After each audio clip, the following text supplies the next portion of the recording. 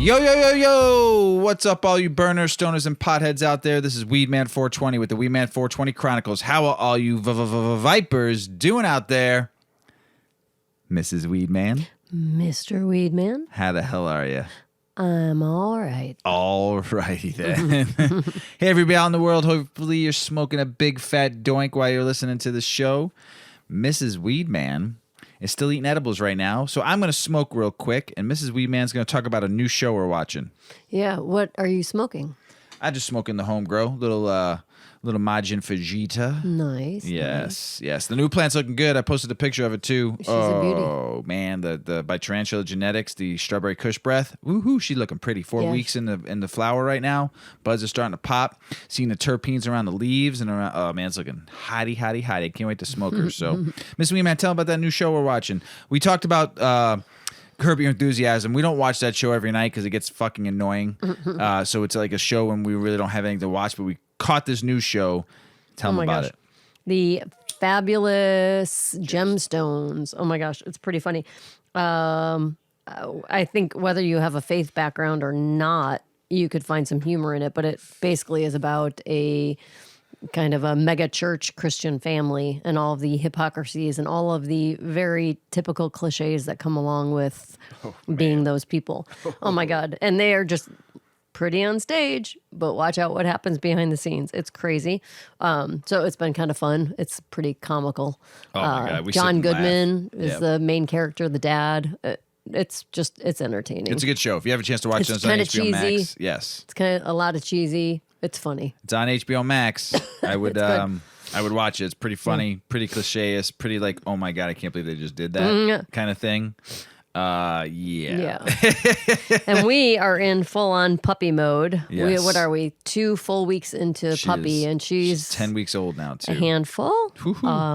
Takes us back to child rearing days and 2 puppy days. Sleepless nights, and we had 2 puppies. We had 2 kids. Yeah. Life was chaotic. Not so much anymore. We gave ourselves a little bit of a break. Yeah, we threw a puppy in the mix, and holy cow. Yeah, she's taking up some time. Mr. Weedman's been doing the nighttime walks and waking up 2 and 3 times a night to let her out. I've been getting up earlier with her in the morning. I think she's out. We're both working from home for the most part. And I feel like we're outside every hour, every half hour, every 50. She knows if she rings the bell, she gets to go outside. So she's we put her in her crate for the show because she was a little too wild right now. She didn't want to sit still. Wild. Yeah, she didn't want to sit still. She wanted to play, and we actually played with her for like a full 30 minutes before we recorded. And, she doesn't care. No, she just wanted to run around. I gave her treats and toy and nothing. She just wanted to sniff and run around. And it would just hopefully when she gets older, she'll just sleep, lay by our feet, and relax while we do the show. But right now, boy, she is. I love her. She's busy. The cutest little puppy in the world. Great little puppy, but boy, she is a busy little beaver. I tell you what. She's nuts. Whew. Anyway, something really cool happened though too. Yeah. Somebody put a tattoo of us on their calf, and that somebody happens to be Tez from West Australia. Tez, you are the man, brother. That is absolutely, man, humbled us. Actually, I will tell you something who was honored and humbled even more, and that was our niece Littles, who drew that for us, and I sent it to her, Tez, and I tell you what, she was honored and privileged. Her dad my brother sent me a text message too, and just like she was blown away. And adding Yuki in there was clutch, my brother. Clutch. Pretty cool. VIP for life. We are flattered. We are kind of speechless. Yes. We weren't sure what to say. Yes, just that. We love it, brother, man. Appreciate you. VIP for life on the Weedman 420 Chronicles show, that's for sure. Pretty sweet. Appreciate it. Thank you. Very sweet. And the picture of the trucks too. You've been sending Mrs. Weedman. She's been digging the truck photos too of your old truck. So thank you, Tess from West Australia. Appreciate it. Got another email too from a listener, and pretty cool. I'm gonna read it real quick. This gentleman's name is Ian Hutton, and he just wanted to say how much he appreciates the show and loves the show, and on Instagram follows us, and he hasn't watched Curb His Enthusiasm yet, but he'll be sure to check it out on HBO Max. He sent me a hip hop song that he did called 420 in Heaven. I'm gonna play it at the end of the show. But Ian, this one's for you, brother. I really enjoyed it. Mrs. Weedman actually really liked it too. So I'll play it, and hopefully you guys enjoy it too. It's called 420 in Heaven, and you can find it on Spotify. That's where I found it. So let's get started with the show, Mrs. Weedman. Let's go. Let's do this, yo. Genotype and phenotype. Just a little bit more conclusion into the last episode that I talked about, cultivars and knowing your strains and stuff like that. This is what are cannabis phenotypes and genotypes. When it comes to the world of cannabis cultivation, the right knowledge is very important. This will be a very big determinant in the success of cultivation process. This is why in this article they'll be looking into two words that have commonly been missed and interchanged for each and other among many cannabis growers. Phenotype and genotype are two common words used in the world of biology because they do a great deal of explaining the makeup of every organism. They are also very important in the world of cannabis cultivation, as they provide a detailed insight into the intricate nature and makeup of cannabis plants. The need for the differentiation between phenotypes and genotypes is because the variations and observations noted by cannabis growers and cannabis plants, and it's very important that the wrong notion isn't allowed to fly around. The said observation is that cannabis plants that are grown from the same seeds seem to have physical differences, which then begs the question of whether the phenotype or genotype is the root cause of these differences. The differences range from cannabis plant height, taste, smell, flavor, and even effects. Some of you growers out there, I've been learning. I've talked about genotypes and phenotypes before, but this was a new article I read, and I was really interested on it. So could be wrong. I could be right. This article could be wrong. This article could be right. But give me your opinion also. I'm always interested in hearing other people's opinions or what other people know and their knowledge is, and I can always share it. So a closer look at genotype and phenotype. To fully understand the phenomenon, we will start by looking carefully into the genotype entails. In simple terms, genotype refers to the genetic makeup or genetic information that characterizes the traits that are observed in living organisms. The genetic information determines the appearance, growth, scent, flavor that can be seen in the cannabis plant. It is, however, necessary to point out that the genotype of a cannabis plant doesn't state with certainty that the characteristics that will be seen in the cannabis plant. Instead, it offers a range of possibilities. A very important determinant in the form with which the information coded in the genetics of a cannabis plant expresses itself is the environment. We cannot talk about the genotype of the cannabis plant and the role it plays with the final results seen in the cannabis plant without talking about the environment. The factors of the environment play a huge role in determining which of the parts of the genotype get to be activated and expressed in the cannabis plant. As said earlier, the genotype doesn't determine what finally gets expressed. It only contains a range of possible traits that can be expressed. It is the interaction with the environment that accounts for the characters to be seen. In the final product of the genetic information in the environment and the interaction between the genotype and the environment is what's called the phenotype. The phenotype is the physical result after the different factors in the environment trigger the activities, some of the genetic information embedded in the genetic makeup of the cannabis plant.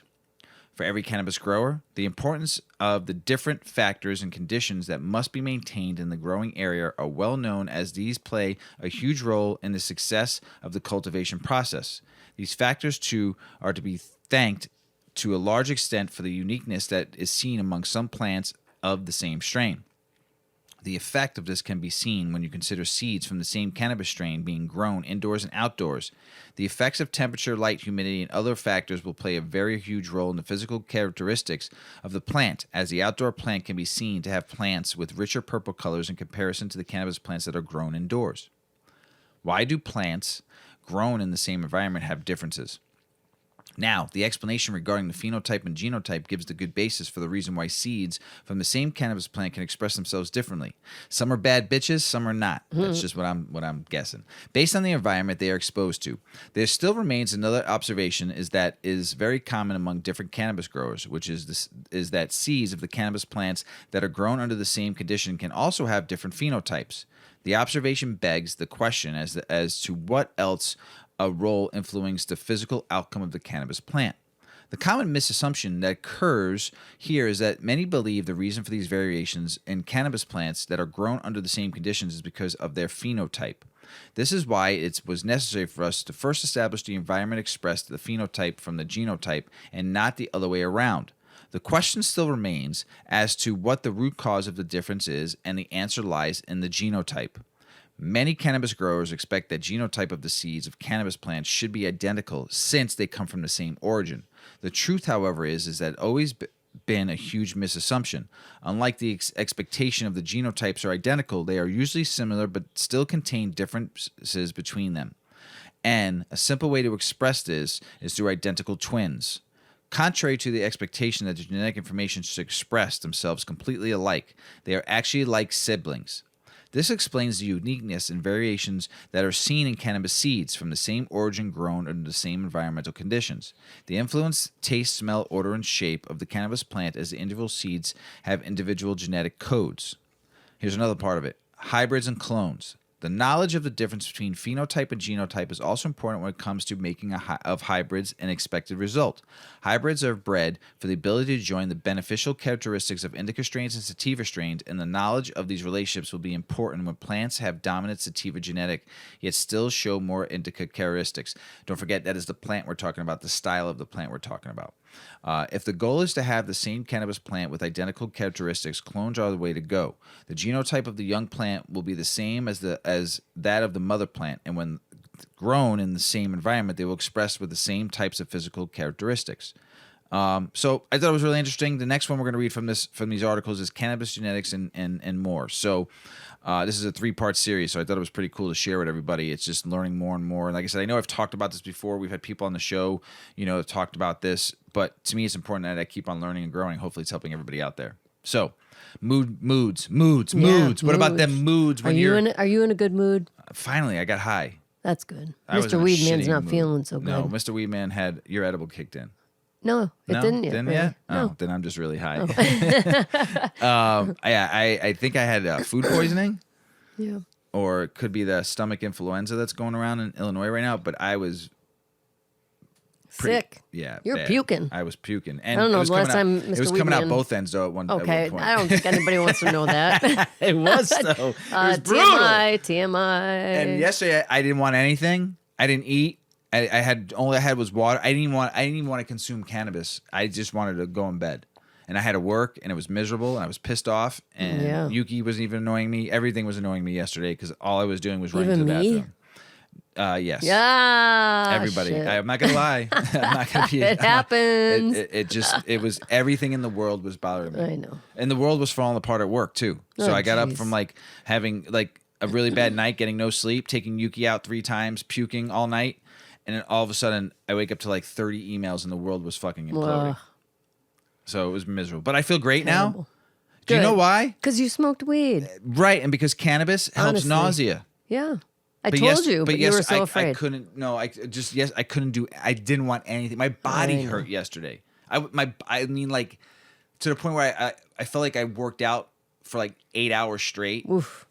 and my body was that sore for like I couldn't even pick up my own body weight yesterday. Wow. It was brutal. So sorry about that, everyone. I just felt like shit. So, Well, but let's get in a better mood. Yeah. This This is super cool. This is an article about how mood and vibe can change the way weed makes you feel. So I talk about a lot when you are trying to get to understand cannabis, how important your mood is and your vibe, right? Like the way that you experience cannabis will affect how you enjoy cannabis or don't enjoy cannabis. So this article backs that up.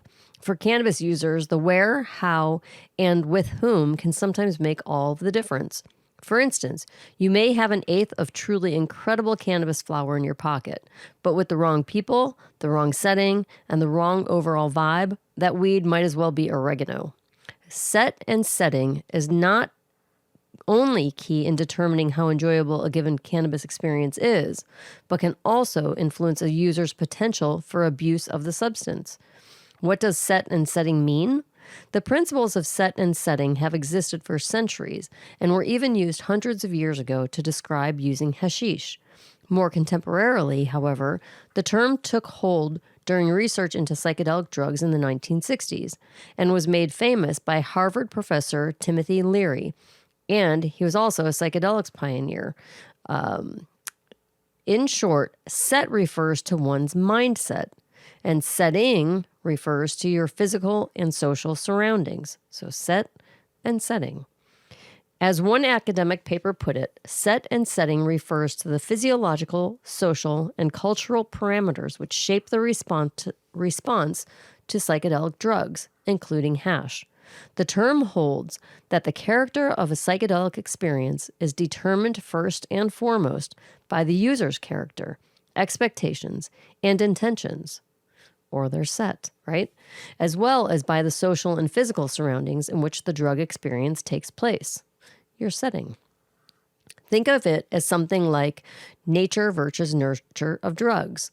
The question asks how much are the effects of a substance purely the result of how it affects the body physically, and how much of it is derived from how, where, and with whom the user consumed, and what their intentions and even their mood are. How much can these effects be predicted, and how much do they depend on the society and culture in which the drug is consumed? Looking at the extra pharmacological variables, psychedelic scholar Ido Hartogson. You just butchered it. Yeah, I try.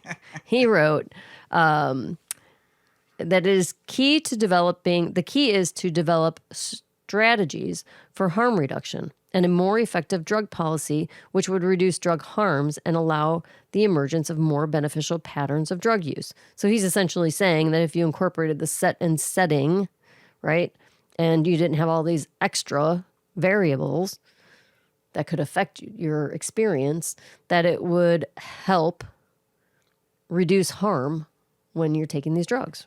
Pretty cool. Yeah. And of course, these principles are meant to apply equally to cannabis. And by the way, I am high. I knew My it. edible dick I knew it. I wasn't even aware of it. I fucking caught your face. I caught the way you were talking. I knew it. I'm Weed Man 420. I fucking knew when you were high. I'm like, I'm not high. Everybody out in the Shut world, up, Mr. Weedman. I knew she was high. Shut up. When you got high. I'm having a beer too. It's a You good are. one. Which one are you drinking? I'm drinking Maplewood Brewing. It's a Chicago microbrewery, and it's called Juicy, Juicy, Juicy. You like that one? You've been It's drinking that good. a little bit here and there. I thought I got no, Son of Juice. Son of Juice. Son of Juice is juicy, juicy, Yeah, juicy. it is juicy, Son of juicy. Juice. It's an India Pale Ale. It is yummy. It's a good beach beer. Let me get a sip. Okay, back to the story. And of course, these principles are meant to apply equally to cannabis. So they're talking a lot in this article about psychedelics, but how these same theories can be used when consuming cannabis. Now, you might be asking, how do set and setting affect marijuana use or cannabis use? Just like anyone should want their mind and body to be in the right place before taking psychedelics, the same is true with cannabis. I agree 100%. Sometimes you're not really controlling the set or setting, but at least when you're getting used to cannabis and understanding cannabis and how cannabis makes you feel, I think set and setting are hands down the most important thing. Yeah, 100%. Once you're like a seasoned consumer, you can be in pretty much any Same environment. And if you feel funky, it's like, okay, it's the weed. It's the same thing with mushrooms too. Right? Well, I don't know about Psychedelics that. and stuff like that. Yeah. You got to be in the right setting. Yeah. Well, this is the case for both medical and recreational cannabis users. For medical users, consuming cannabis in a supportive, positive environment can potentially make it more likely to help ease the symptoms of whichever health condition you're treating. Also, replicating the same controlled environment in subsequent sessions will provide medical cannabis patient and recreational users a better chance of comparing and determining which specific cannabis products work best for them and recreating that experience. What factors qualify as set and setting? Well, set and setting refer to the person in question's mental and physical condition at the time of the session and their environment in which they consume the substance. For set, this can be whether or not you're highly stressed or feeling anxious when you consume cannabis, or if you're free of any responsibilities taking up bandwidth in your mind and stifling your ability to unwind. Mindset can also be if you're feeling fatigued, ill, or the opposite, if your body is telling you it's time to stay up late and make it a long night, or just time to hit the sack. Setting is perhaps a bit more straightforward. It entails the environment in which you consume and whether or not it is conducive to a positive experience. A negative setting could be one in which the people you're with make you anxious or annoyed, or where their level of tolerance and their intent for the cannabis session is completely different from yours. It could be a setting in which you feel unsafe, unable to fully relax and enjoy the experience. The setting can either improve the sensation given by cannabis products or make what could be an otherwise enjoyable experience a negative one. For instance, you may have a cannabis product that creates an energetic, uplifting high that would be great for a night out with friends or an afternoon at an outdoor concert. But alone on a stressful evening or hanging out with acquaintances you might not be too fond of could make that high energy cannabis high more stress than it is worth. Yeah, you don't want that. Yeah, you don't want that. Yeah. So, can the wrong set and setting make paranoia or anxiety more likely? One of the more well-known short-term effects of cannabis is paranoia. It can cause what can be an otherwise pleasant high to descend into fear, anxiety, and for some people, even panic attacks. For many cannabis users, this can manifest itself in the form of getting very high and going to the store and hearing a voice inside whispering over and over that everyone knows you're high. Everybody knows you're high. Hey, you're high. They all know. Guess what? You're high. Hey, you're high. Yeah, that can happen in your brain. Especially for like Yes. first timers, You're first couple high. times. Yeah. Oh, you're real high and they know it. Right? Your brain is telling you those things. Well, a 2015 study found that THC triggers paranoid thoughts in vulnerable people, but also asserted that the most likely mechanism of action causing paranoia was the generation of negative effect and anomalous experiences. An anomalous experience is something like a mystical or an out-of-body experience. So this shouldn't come as too much of a surprise for anyone who has consumed cannabis for some time, including in a variety of social settings. Using cannabis with people who even in a sober state would make you uneasy or who have an overly intense way about them can create a negative experience. If you're someone who often gets introverted or introspective on cannabis, then using it in a social setting, in particular with people you don't know well, could worsen that effect. Or if you find yourself in a situation with people who you don't want knowing that you use cannabis, such as coworkers or your in-laws, it could spark paranoia, embarrassment, or a desire to find a corner and hide.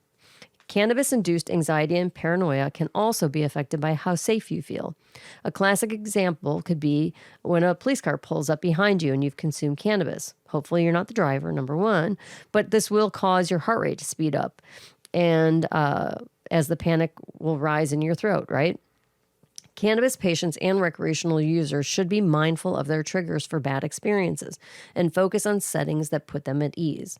If you have a favorite spot in your house where you like to use cannabis, an album that even after the 10,000th spin still puts a smile on your face, then try to recreate those settings when you can.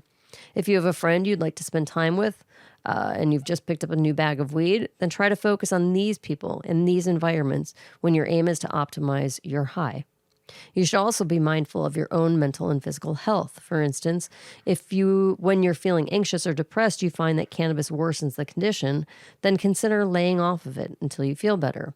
If you're worried about a big test or job interview later this week and know that getting high may ramp up your stress a couple of notches, then maybe it's worth waiting until the weekend.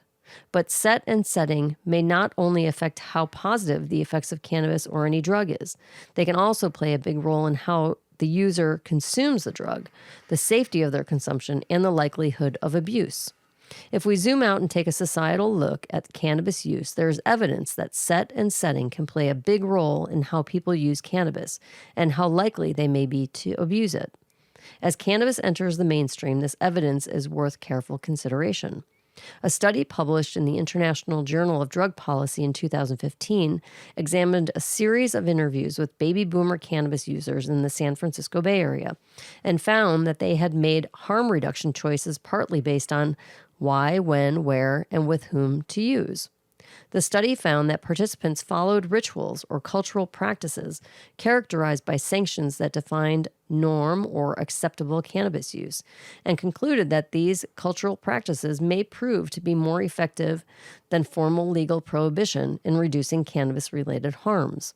In other words, people have a tendency to observe how others in their social circle consume cannabis and to alter their own behavior accordingly. Meanwhile, a 1975 study from the American Journal of Drug Abuse found a direct link between societal setting and drug and alcohol use, saying that controlled drug use patterns are primarily supported by the development of social drug using situations, in which sanctions and rituals permit use while condemning abuse. Interesting. Set and setting can also entail deciding on the intentions of your cannabis use as part of your mindful approach to consumption. How does this play out? Using cannabis with intent means that during any particular session, you decide beforehand what you're looking to accomplish. Do you want to take 1 or 2 puffs just to have enough to feel a slight buzz and take off the edge? Do you want to consume a large or very potent amount and have a highly intoxicated, stoned experience for the next couple hours? Or are you just looking for a nice sleep aid or a gentle boost to make your morning yoga session a little more enjoyable? By defining your intentions, you can take charge of the setting in which you consume cannabis, potentially improving your ability to control the high and the sensations that you feel, instead of just reacting to them. Keep in mind that certain levels of intoxication may be rather avoidable depending on what you ingest. For instance, if you decide to smoke half a moon rock in one sitting, then your intentions may be of scant influence on the final result. Yeah, smoke that moon rock, yo. In addition to set and setting, a number of often overlooked factors can affect how you experience weed. This is interesting. We talk about this, the endocannabinoid system. Well, there is something called the endocannabinoid tone. This refers to the vitality and overall condition of the endocannabinoid system in a particular person's body. If the tone is imbalanced, it can affect the functioning of the system modulated by the endocannabinoid system and potentially alter how the body responds to cannabis. Whoa. Interesting. Intense. Science. Yeah. Tolerance. An individual's tolerance can be a key component in how they react to cannabis products. Someone with a high tolerance can have a very different experience than someone with a less robust tolerance, regardless of the set and setting. Your delivery method, how you ingest your cannabis, smoking, vaping, or with edibles, can also make a difference in your experience. And chemovar, or strain. The chemical composition of the cannabis plant will not only vary between chemovars, but also between batches from the same grower. The chemical composition can also change over time from exposure to light and air and even just aging. Just as set and setting are important for both cannabis and psychedelics, the same is true when you combine the two. In a 2019 survey, it was found that when cannabis is combined with psilocybin, the active psychedelic compound in magic mushrooms, users can feel more enhanced senses and more intense hallucinations. Ultimately, though, whatever biochemical reactions may take place when the cannabis is combined with hallucinogens, set and setting is likely to be more important. Who you consume hallucinogens with and under what mental and physical state you are in when you do so is key to whether or not you have a good trip or a bad trip, regardless of cannabis being involved or not. I really like that article. It was a good pretty one. Cool. Yeah, it helped you understand like a little bit more about what you might be going through or not going through or want to go through. Right. Well, and I think that, we make the point, street weed and going to a dispensary are night and day differences. So I smoke some pretty good. I'm not saying weed, not good. No, this is strictly now, my point. Not back in the 90s shit, but now, yeah. I'm not talking about quality of the bud. I'm talking about the idea that you can go in looking for a specific result. You want to feel X, Y, and Z. When you used to get weed from the guy on the street, you might have had 1 or 2 choices, and it was a sativa or an indica, and that's all you knew. There was nothing back then like that. It was here. This is what I got. Take it or leave it. Right. But what would you call the weed that I grow? Would you call that street weed or medical cannabis? Because I grow it because I have a medical card. What would you call it? Like street weed meaning like I grow it from home, you get it from me. It's just home grow. Home grow? That's what you consider it? Man, That's what you consider. I want to be called street weed. Well, you have to go out and get a side hustle and start selling it on the corner. It's been done before. Then it's street weed. It's been done before. Okay, well, now we have home grow because we're all grown up. That's it, home grow. What was the point? What was my point? We were trying to make a point. I don't remember. Yeah, I don't know. Oh my gosh. Get on with your bad self. What's our next story? We're going to talk a little about CBN, and this article is talking about how it's overhyped. I've talked about CBN before, so we'll go into this article. I've taken products with CBN in it. I even like when my weed gets a little bit older and it's got a little CBN in it. It helps me sleep. But this article says different, or it's saying that it's maybe too much, or it's overhyped. So let's see. The connection between cannabis and sleep is far more complex than simple assumptions. Weed makes you sleepy. As all things cannabis, the truth behind the trope is difficult to deduce to layman's terms. This makes the industry, especially its consumers, vulnerable to misinformation. End users are often misinformed, confused, or even purposely misled by brands implementing marketing ploys aimed at selling expensive products. The cannabinoid CBN, which I've talked about, it's a really high cannabinoid right now, so which has been lauded as a miracle sleep molecule, is a perfect example. Like most buzzy trends in cannabis, the focus on high THC, the fixation on indica and sativa, the idea that rosin is a higher quality than resin. CBN is more of a marketing term than wonder cannabinoids made out to be, and it's a pricey one at that. The idea that CBN equals sleep is where lazy science, negligent industry myth-making, and low consumer knowledge collide, says scientist Carolina Vasquez Mitchell. So, not my opinion. I thought this article was very, very good. So I always play both parts. I see, I got to be that person. So Vasquez Mitchell has spent years studying the effects of cannabis on sleep in the formulation of her product Dreamint, one of my favorite cannabis sleep aids on the market. It reduces the burden on the product developers to actually review scientific literature when they create these products, and it gives marketers a very simple way to explain what their products are supposed to do. But in my opinion, this is disingenuous. CBN is a cannabinoid that is produced when tetrahydrocannabinol, THC, is degraded by air, heat, light, or acids. Some research has shown CBN to have similar effects to THC, though between the 4 and 10 times weaker. In short, it's just old THC that is no longer as effective. To get more granular on the current research, one study showed THC plus CBN is no more efficient than THC alone. Interesting.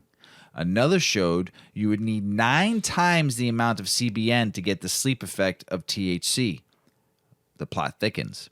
And yet another study gave 1,200 milligrams of CBN. Typical CBN doses in cannabis products are 1 to 5 milligrams to subjects and yielded no sleep effects. And I've also been told that I've said in the show, higher than like 2 milligrams, 3 milligrams induces nightmares. So this is what she's talking about. I got to play devil's advocate. I take CBN, so I want to know more about it. According to Vasquez Mitchell, it's also important to note CBN binds 2 times weaker to the CBN1 receptors than THC. The CBN1 receptors are the only cannabinoid receptors that regulate sleep. While CBN isn't the miracle cannabinoid marketers make it out to be, it can still make you feel sleepy. Because CBN is nothing more than degraded THC, and THC is the most active cannabinoid in the sleep cycle. But simply adding CBN to a product when labeling it for sleep is both reductive and deceptive. So does it work?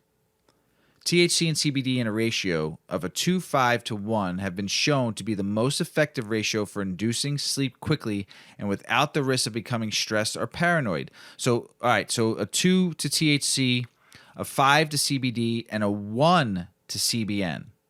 Wow. And this is what the scientist Vasquez Mitchell said. But the cannabinoids only help with deep sleep. Ooh, I want some deep sleep. And have been shown to hurt your REM sleep in long term.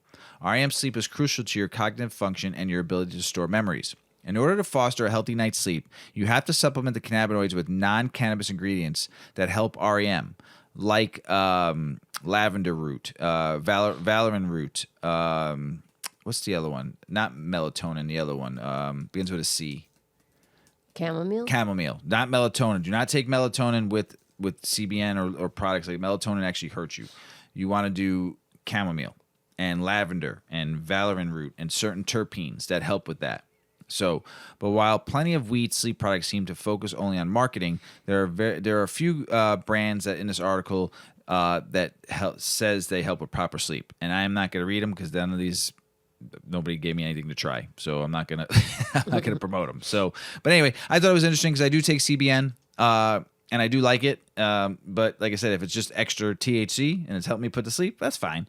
But like I said, I don't take it all the time. I smoke more than I take CBN gummies and all that kind of stuff. So here's something I've had many grinders in my life, and I've never cleaned them.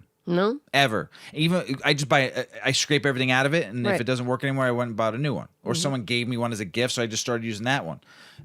the one thing about grinders, don't forget they do get, because they get so much resin on it from the trichomes and they're bursting all over the place. So it does get harder and harder to use. It takes a few years. Yeah. But you do, just like anything, you do want to clean your stuff. You just want to make sure you get all the good stuff out of it, like your keef at the bottom. You know. But Mrs. Weedman's going to teach me and teach all of you about what? Cleaning your weed grinder. There you go. There you go. This is important. Got to keep your tools clean, right? That's it. Well, quick test. Open your cannabis grinder. How does it look? Spotlessly clean, hopefully? No? Okay. Well, shame on you then. Get that grinder cleaned out this instant because your lung health is paramount. Trust me, I know. If you don't know how to clean your grinder, keep listening because we do. I'm going to talk you through the why, the when, and the how of cleaning out your weed grinder, and your lungs can thank you for it. Grinders usually come in the form of metal or plastic acrylic, and there are different protocols for cleaning each.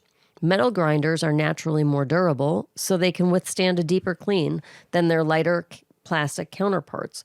Herb grinders usually always consist of a lid and a base, or a lid, a base to catch your ground up flower, and a third compartment underneath to catch your precious keef that falls loose during the grinding. Remember that those tasty buds you grind were once living plant matter, and as such, that matter will decompose over time. That leads to bacteria, and bacteria can make you sick. Even worse, if you keep your stash and equipment in a warm, dark place, chances are you'll get mold, and that can cause a multitude of health problems. Your grinder can get clogged up with old, dried chunks of weed, and that can cause a problem with the efficiency of your grinder's ability to break up your bud. If you've ever tried to grind some bud and found it didn't break up nicely, you may have blamed the bud. But it's easily, just as likely, that your grinder's functionality is no longer operating at its peak of its power. You need to clean your grinder fairly frequently, but you also need to check your grinder's pieces regularly. If you use it daily, you'll find that over time, the resin will build up and get trapped in the teeth or the nooks and can hurt how well it works. I just said that. Yeah, like anything else, I know. I used your grinder, and it like one piece just wouldn't get chopped up in there. Yeah. Not the new one. The new one's new. The other one, the old one you used. The Yeah, old that one one was tight. Yeah. If you use it daily, you'll find that over time the resin will build up and get trapped in the teeth or the nooks, and it can hurt how well it works. Like anything else, routine maintenance is necessary. Grinder cleaning frequency will depend on how frequently you use your grinder.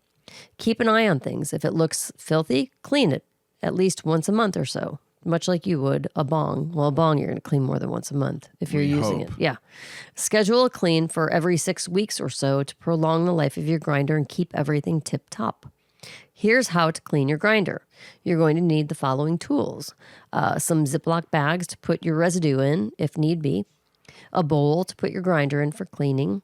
A tray or clean surface to catch your resin. A toothbrush or some small type of soft brush, even a clean, previously unused paintbrush, a toothpick, cocktail stick, or a similar item. If your grinder is acrylic or plastic, some warm water, not hot water, and dish soap. For a metal grinder, some isopropyl rubbing alcohol. Do not use that on the plastic, though. Also, paper towels or a clean dish towel for drying. Step 1. To begin the cleaning process, empty your grinder of any contents. Separate the different parts of the grinder.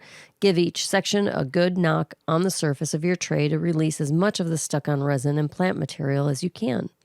Step 2. Put your dirty grinder in the freezer for about 30 minutes. This will make any remaining residue easier to remove. Remember, though... I didn't know that. Yeah. That's good. Remember, though, that plastic becomes brittle at freezer temperature, so handle your plastic grinder with care. Step 3. Give your grinder a few more gentle taps to see if you can free off any more dry herb. Then, get to work with your toothbrush or some similar type of brush or a Q-tip, loosening off as much of the remaining gunk as you can from the various grinder parts. Work the teeth of the grinder well and the grinder screen. Follow up with a toothpick if you need to pick at stubborn pieces. Step 4. The method changes depending on whether you have a plastic or a metal grinder. Pay close attention here. Your grinder's life is in your hands. Remember, metal rusts in water and plastic warps in solvents. If you have a metal grinder, submerge the separate compartments in a bowl or bag of isopropyl alcohol. This will loosen off any last remaining remnants of debris and give your grinder a really good deep clean. If you have a plastic or acrylic grinder, submerge the separate compartments in a bowl of soap and water. Remember, you don't want it to be so hot that it starts to melt or warp your grinder. And don't leave your grinder in there for hours, not years. Definitely not a year. If your grinder has both plastic and metal parts, Godspeed. Submerging is not a great idea, and you'll have to get really busy with that toothbrush. Keep an eye on things until you see the color of the alcohol or water changing to a darker, murkier color. Dirty water equals a clean grinder, and this should take just a matter of minutes. Step 5, use tongs to remove your grinder from soaking, and if it looks clean, proceed to give it a nice final quick rinse and leave it to dry or dry it with paper towels. Then reassemble your shiny, clean grinder and enjoy your now finely ground nugs.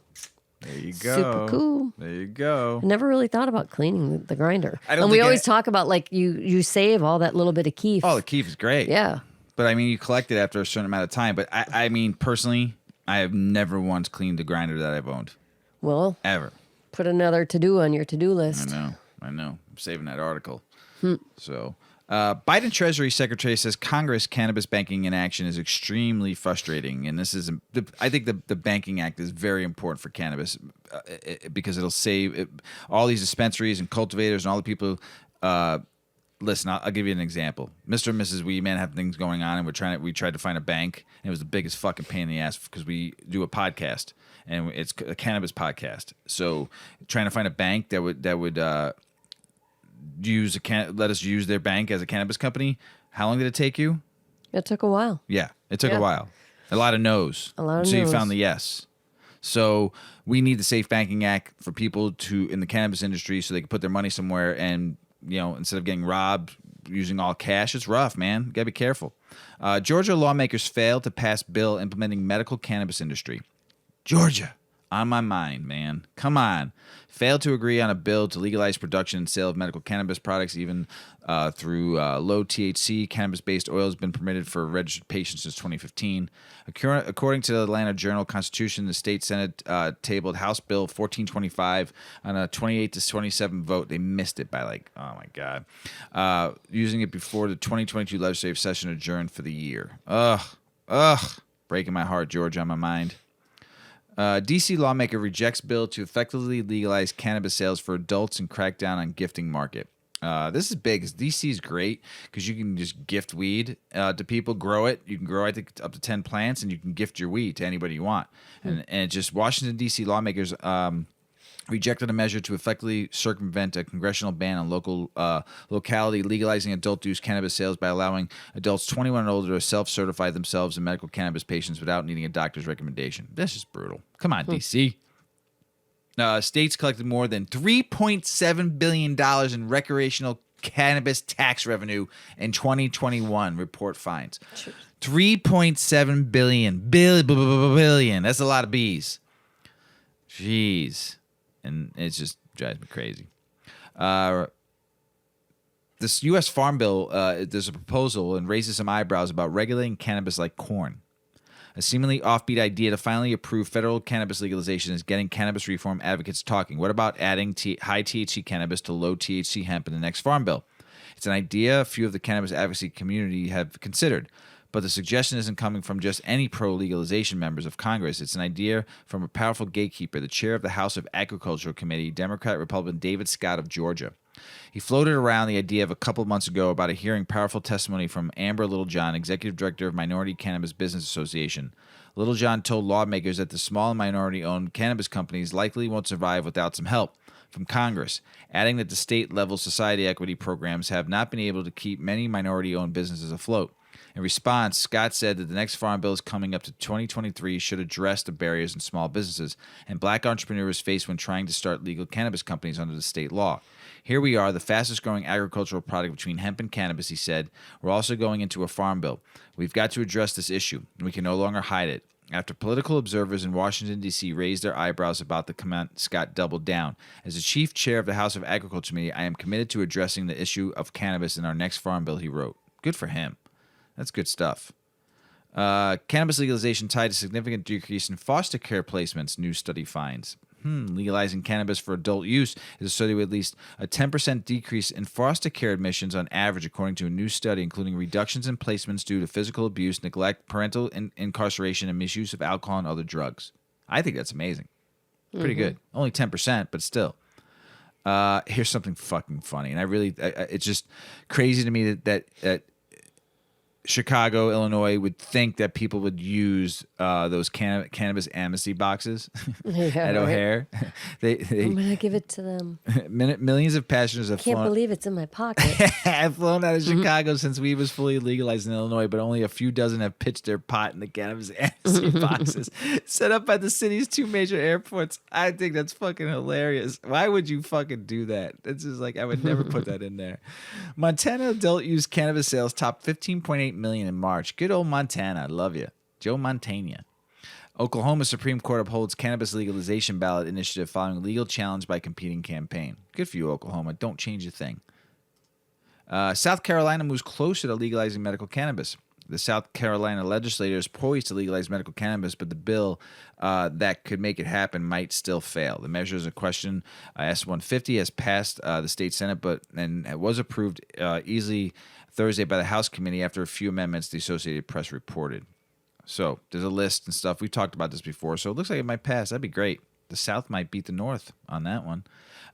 Kentucky governor considers taking action on medical cannabis legalization himself. He might do an executive order if he's able to do it. Good for you. Oh, do it, man. Because the vote by the friggin' House screwed it up. So if he can do that, good for you. Do it. I dare you. DEA, this is a confusing article. DEA says cannabis seeds are considered legal hemp as long as they don't exceed THC limit. This was weird. Cannabis might be federally prohibited, but the Drug Enforcement Administration has effectively acknowledged that the plant seeds are generally uncontrolled and legal, regardless of how much THC might end up being produced in buds if those seeds were cultivated. DEA recently carried out a review of federally statute and implementing regulations in response to inquire from the attorney Shane Pennington regarding the legality of cannabis seeds, tissue culture, and genetic material containing no more than 0.3% THC. The agency affirmed that while they used the case and cannabis seeds were controlled full stop, that's no longer the case because the federal legalization of hemp, as Pennington discussed, is an edition of his On Drugs newsletter of Substack on Monday. Following the enhancement of the Farm Bill, according to cannabis seeds that has Delta-9 concentration of not more than 0.3% on dry weight-based meets the definition of hemp and thus is not controlled under the CSA. Conversely, cannabis seeds having a Delta-9 concentration of more than 0.3% on dry weight basis is controlled in the Schedule 1 under the CSA of cannabis. Because both hemp and cannabis seeds generally contain nominal THC levels that wouldn't exceed a large threshold, DEA is essentially conceding that people can have cannabis seeds no matter how much THC resulting plant might produce. As long as the seeds themselves contain less than 0.3% Delta-9 THC, of course, it continues to be federally illegal to use any cannabis seeds, with the intent of growing still prohibited cannabis. And in the view of this letter, significant because it continues to see confusion over the source rule and the argument that the legal status of cannabis products hinges on whether or not it's sourced from cannabis or hemp, influencing legislative proposals even after the federal level. Pennington told this marijuana moment in this article. So, crazy stuff. But, hopefully they can change that law with the hemp bill. We'll see. Stoners, burners, and potheads. The pandemic. Yep. What? The pandemic created a new generation of stoners, burners, and potheads. Americans who rarely, if ever, smoked cannabis before the pandemic now say they're turning to weed to help them cope.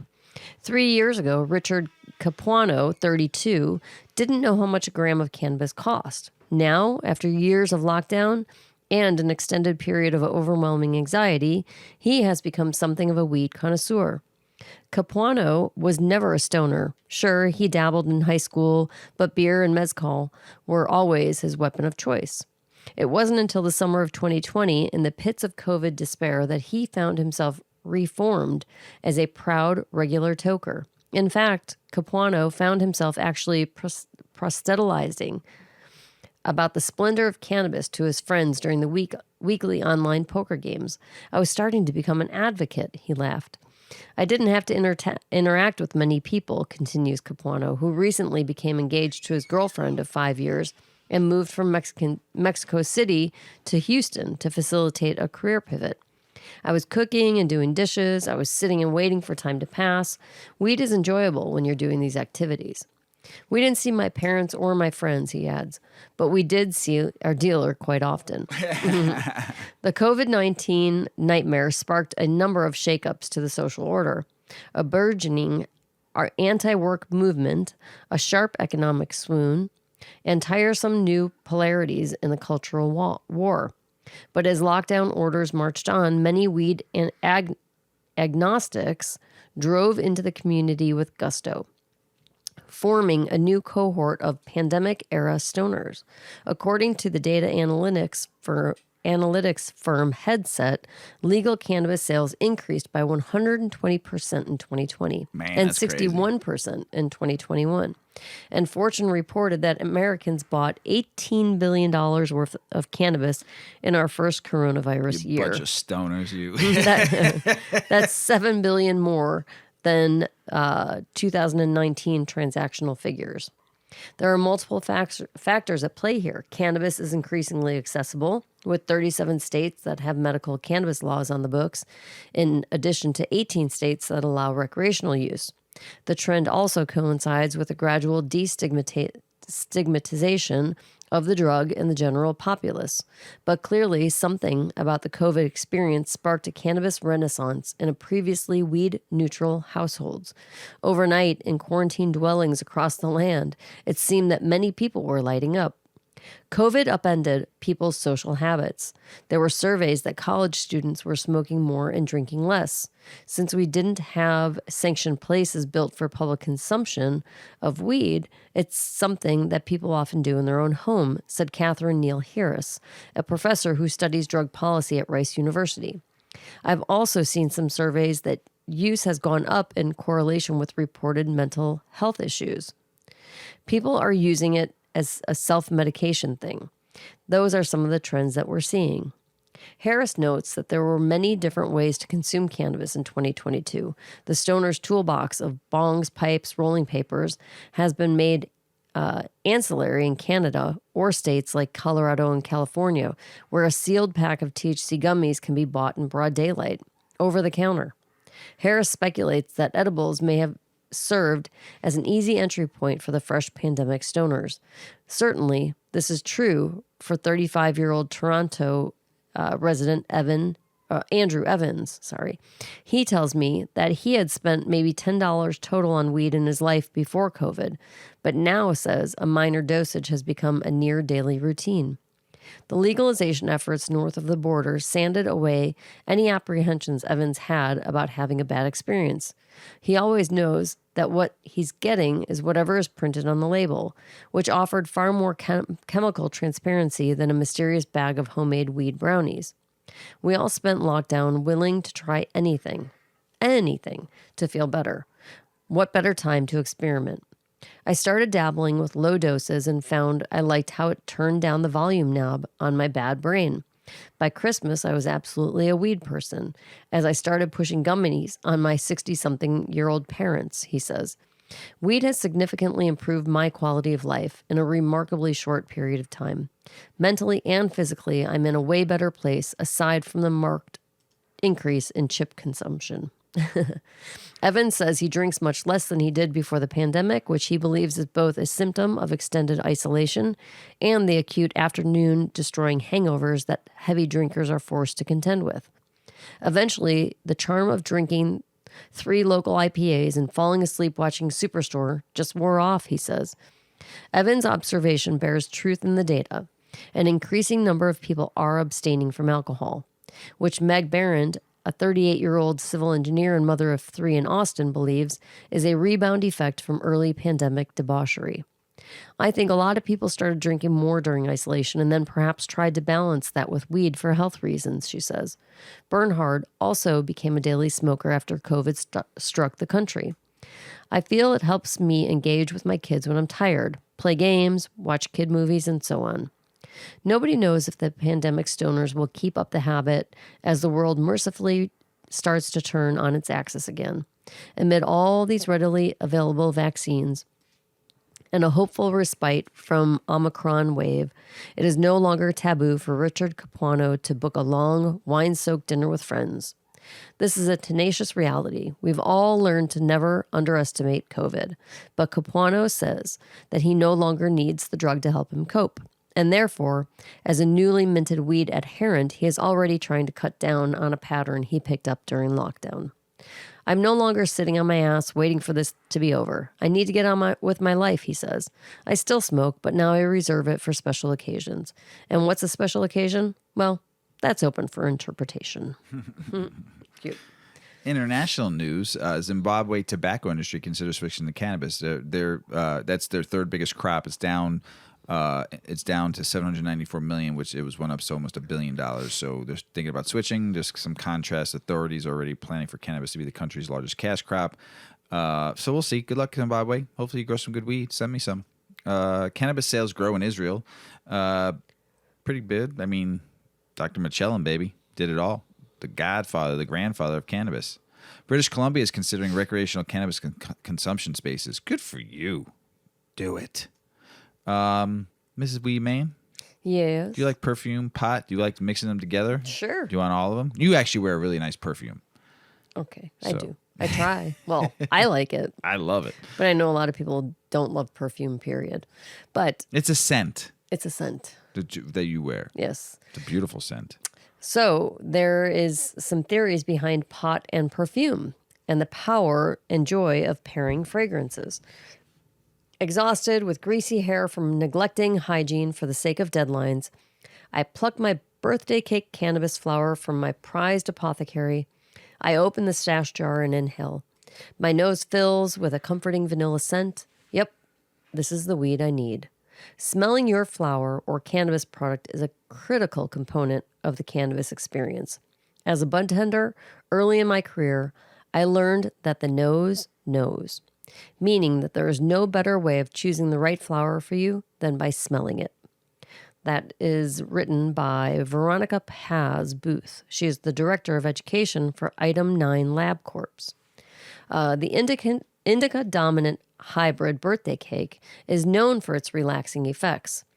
Ideal for unwinding after a long workday.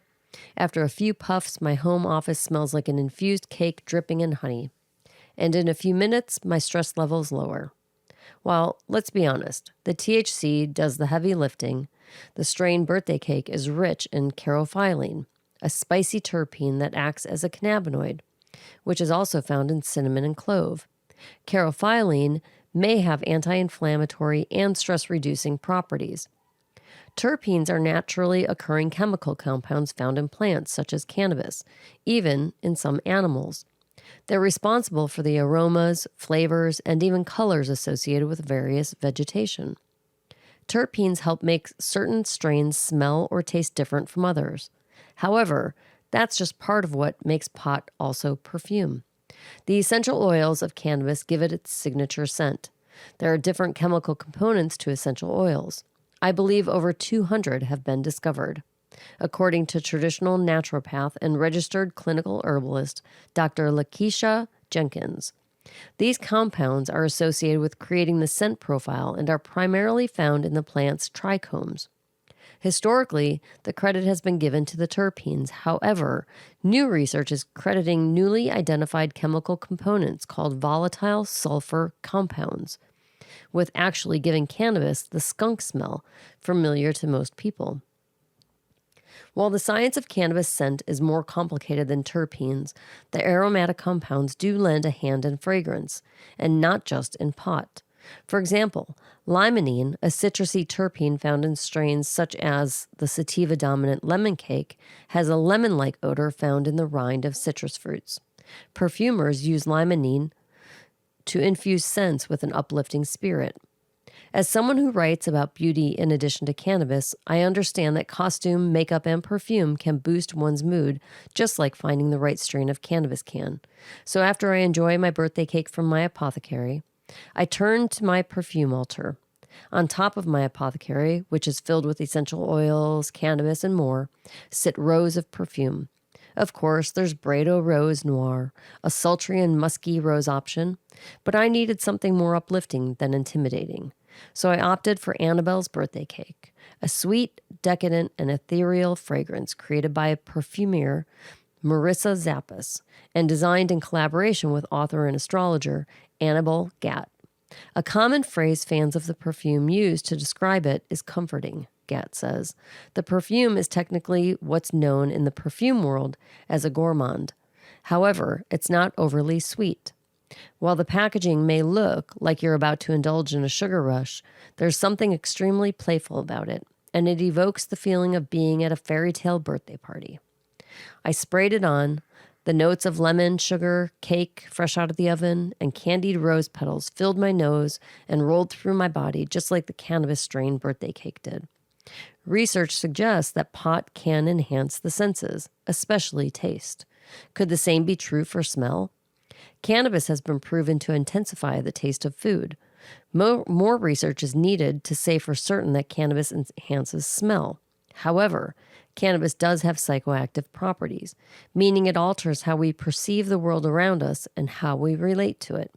So your cognition and mood will shift, in addition to your perception of your five senses, says board-certified physician and CEO of The Sanctuary, Dr. Benjamin Beatty, who has shifted to alternative medicine practices.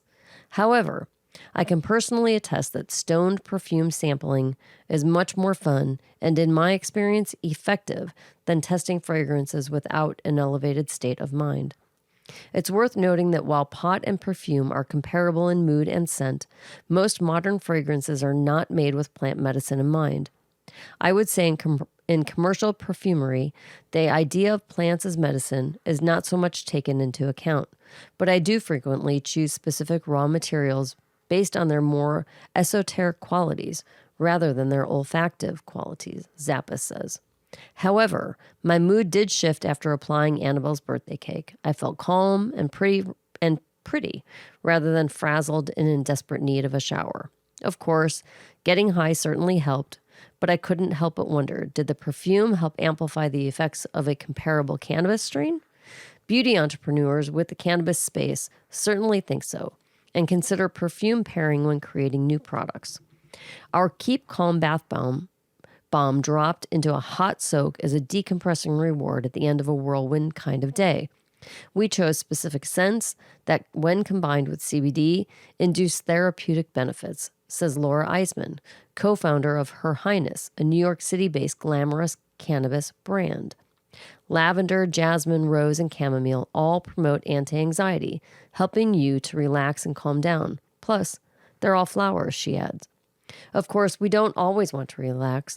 There's a reason why busy New York City's favorite cannabis strain tends to be sour diesel, and the aptly named New York City diesel. Similar to essential oils, different cannabis strains invoke different feelings.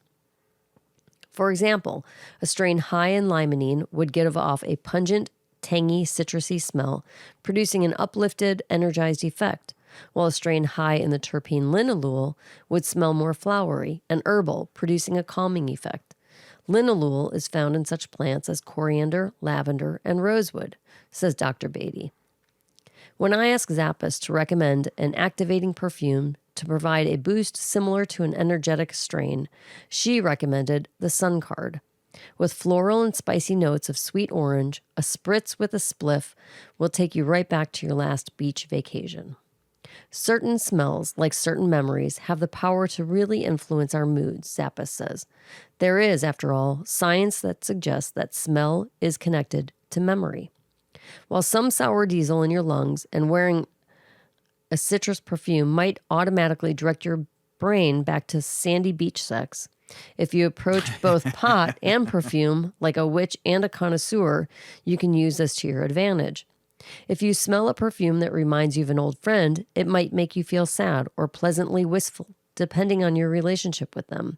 We all have smells we associate with happy memories, or with feelings of romance, or confidence, or even spirituality. Perfume is so exciting because as you explore scents, you learn more about yourself, Gat says.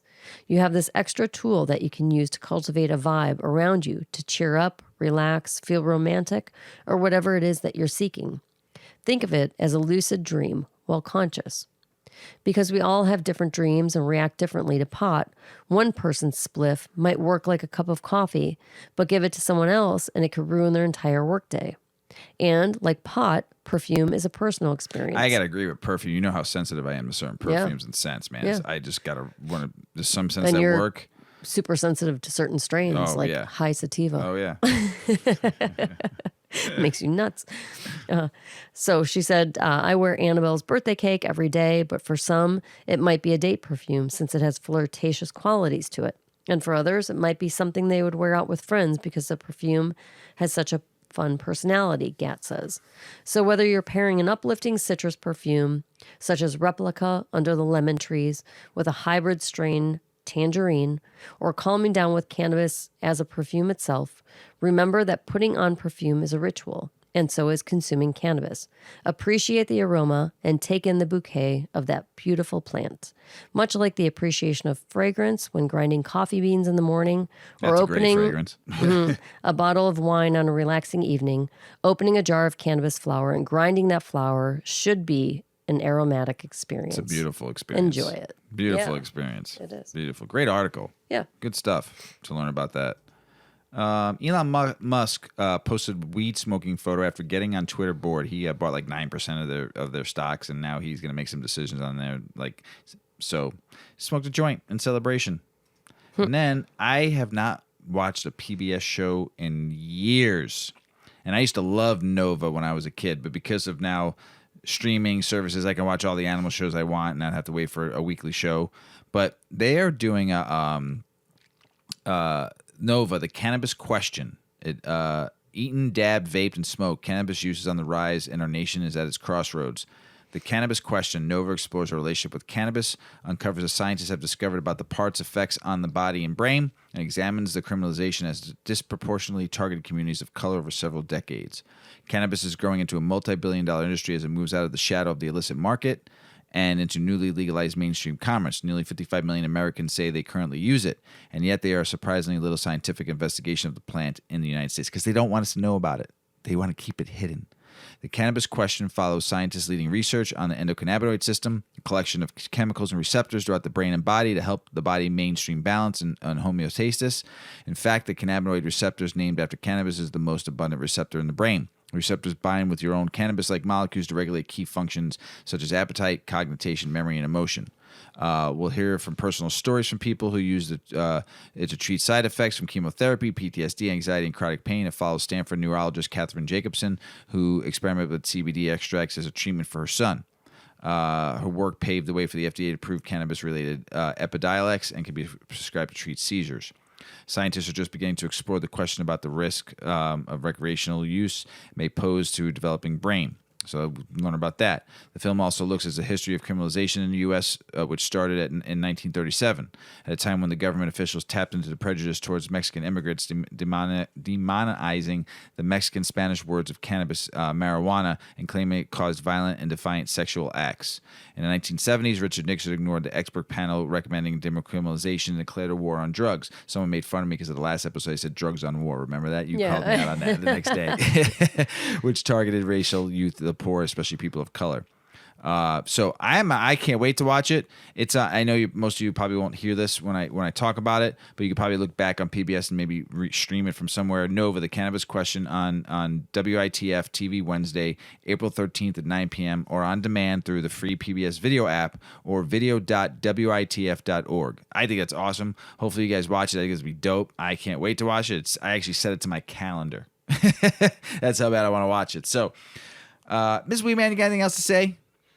I say just explore. Learn more about weed. It's good. Cool. Yeah, that's Love it. I'm going to let that was Ian really be. That was a very inspirational thought. It was. It's been a while since you gave one at the end of a show. That was pretty bad. No, it wasn't. It was good. No, I've got nothing else. Nothing else? Well, we're going to let Ian B throw a little 420 in heaven for us.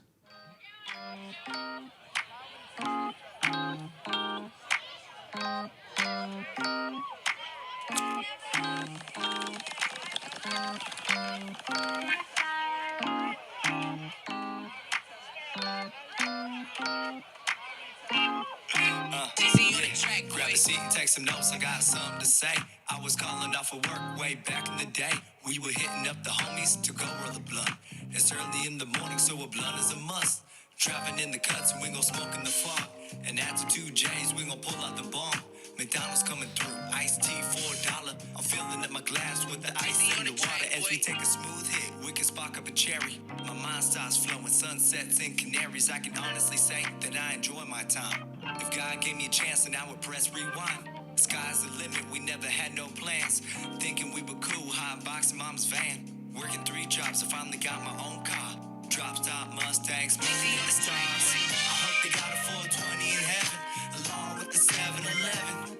Yeah, I hope that they got big old bags, a dime piece with a big old last. I said, I hope they got a 420 in heaven, along with the 7-Eleven. Yeah, I hope that they got big old bags, a dime piece with a big old last. Now I'm coming back in, so I'ma take a little hit. How about you do the same and we could take a little rip? Now this is for my stoners with the weed in your heart, and for all my lot of thieves who love the sound of a spark. By the time I catch a fade, I like my donuts crunchy. Smoking too loud, now your boys got the munchies. Listen to the rhythm while we get spaced out. I was hitting Blue Dream while we sit on the couch, but I like to take the time to thank the greats. I'm talking Snoop Dogg, Mac Dre, and Nate. And all because of you, I got a Chronicles hotel. And I'm cracking open jars to the goddess of smells. Driving down the coast, living the Cali life. Ooh, Mary Jane, you make one hell of a wife. I think you get the message, so let me just say, I know in heaven, I'll be smoking every day. I hope they got a 420 in heaven, along with the 7-Eleven. Yeah, I hope that they got big old bags, a dime piece with a big old... There's more to that song, but you can go check them out on Spotify. It's E&B at 420 in heaven. Shout out to Ian out there. Thanks for sending us a song. I really like it. It's going to be my 420 song when I smoke a big fat doink. It was pretty good. It was good. Hey, everybody out in the world, we love you all. Don't forget to check us out on all of our social media handles and YouTube and all that. And as Paulie always says, smoke smart, puff puffing away. Puff, puff, pass.